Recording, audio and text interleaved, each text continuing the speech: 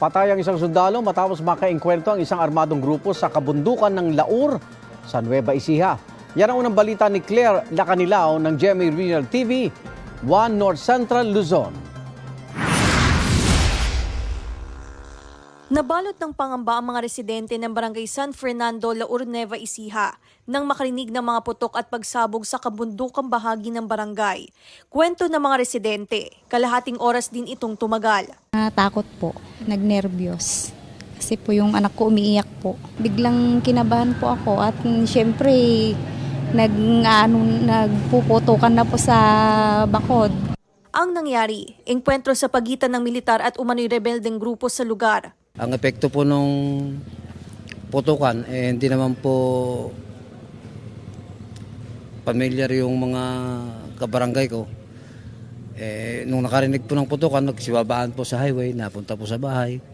Mga nag-iyakan po, mga dala yung mga anak nila.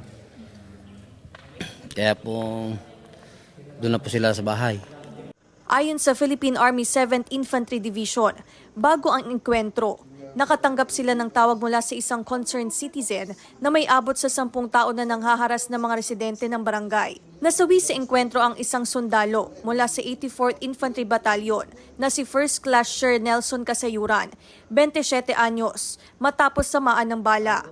Bigay ng information yung barangay. So, ayun, na-pinpoint naman yung kaagad yung location ng kalaban. Yun nga lang, nagkaroon ng firefight. So, meron tayong isa na sundalo na na-wounded. Tagos kasi siya sa kilikili. Tapos tumugos sa likod. Binigyan naman ng kaukulang first aid.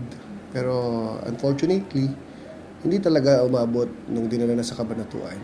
Patuloy ang pagsasagawa ng hot pursuit operation. Pinaigting din ang seguridad sa lugar para sa kaligtasan ng mga residente. Pansamantalang sinuspindi naman ang klase sa lahat ng antas sa bayan ng Laur, Nueva Ecija.